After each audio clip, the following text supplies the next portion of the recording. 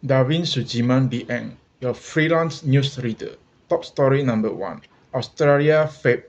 For decades, Australia was seen as a world leader in combating tobacco use after adopting a series of moves that spectacularly curbed smoking rate. But Australia's run of success has been brought to a grinding halt by a growing popularity of vapes or e-cigarettes, particularly among young people. Unfortunately, according to Prof. Freeman, the emergence of youth-friendly vapes occurred in Australia at the first case of COVID-19 were emerging in early 2020. The Public Health Authority took eyes off vaping due to COVID-19, and vaping rates literally skyrocketed overnight. A product that was supposedly claimed to be for adults who have tried everything they could do to quit smoking was primarily being used by young people who had never smoked, she added. Australia is the world leader in tobacco control but is missing the opportunity to be world leader in vaping control. Professor Simon Pettigrew from George Institute of Global Health said in statement, our young people will be the ones suffer the consequences. In Australia, we have seen the emergence of pop-up shops with a range of soft drinks, but the primary thing they sell is illicit vapes and tobacco, he said. These stores make incredible amount of money, tens of thousands of dollars a day. The tobacco industry is always innovating and moving ahead of public health systems, said Professor Friedman. Top story number two: concept of merit.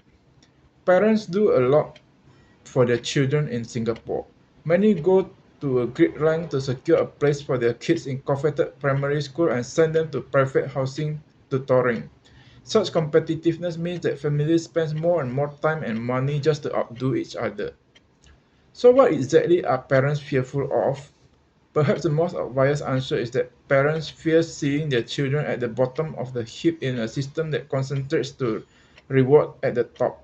To get up there, one must outperform peers in assessment from classroom to workplace. Another problem is that parents have to take decisions today without full information on their children's future preferences. Uncertain where their children's passion will lie and what their material aspiration will look like, parents are more likely to avoid risky choices in favor of safer option, which is doing what everyone else is doing. A culture centered based on academic performance and failing to properly value children's holistic development lead us shortchange ourselves and our loved one. This is in contrast with technical competency, which are also important, but where not everyone can be a top achiever. By shifting the bar of merit in classroom from achievement for personal gain to include contribution to community, we make it something which everyone, not just few, can reach. Top story number three: China economy. The third plenum of 20th Communist Party of China Central Committee, which will be held from 15 to 18 July, present a rare opportunity to make some radical changes that China needs for its economy.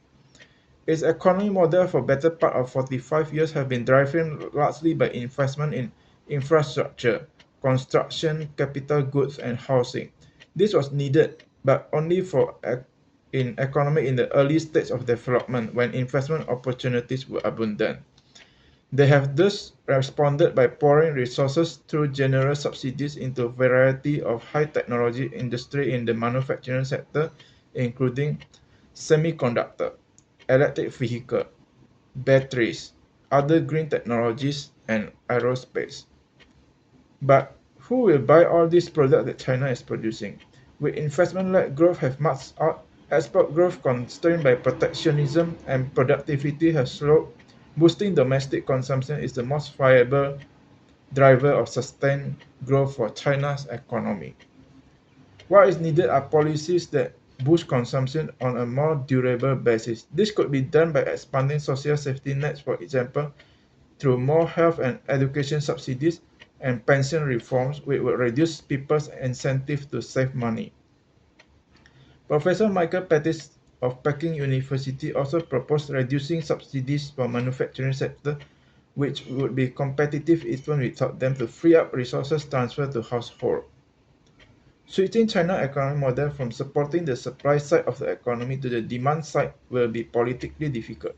But if China government wants to turn around the negative sentiment about the economy among citizens, its private sector and foreign investor, it will need to use this third plenum to take bold action that surprise on the upside or at least signal a willingness to do so.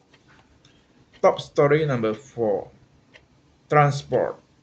While new technology like electric vehicle (EV) is an important enabler for the key to effective transportation system for the future lies in commuter-centric design that makes it attractive and accessible enough for people to actually use it. Electric vehicles also come with their own sets of problems and not just generally more expensive than internal combustion engine counterparts. While EV produce far less emission than vehicles run on fossil fuel, how green they are actually depends on how clean the electrical grid is. Furthermore, the transition to EV is an uneven one, and developing countries need access to reliability electricity source for technology to really take off. It is predicted that if global energy sector were to achieve zero emission by 2050, about 45% of emission reduction would need to come from technology that has not been commercially deployed yet, even on a very limited basis. This means a staggering number of technological breakthroughs is still needed to reach 2050 climate goal zero emission, and they need to happen at a faster pace. So if technology is not silver bullet, what else can be done to make transportation more sustainable? A new public bus system in the provincial capital in Peshawar in Pakistan may prove to be more instructive.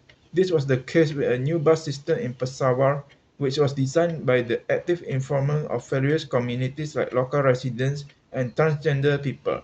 The station and vehicle design incorporated feedback from workshops and women-only visits, and the designer worked closely with local disability rights organizations to ensure bus system was universally accessible. Remember the simple thing: walk, ride, cycle. Darwin Sugiman, the end. Your freelance newsreader sign off.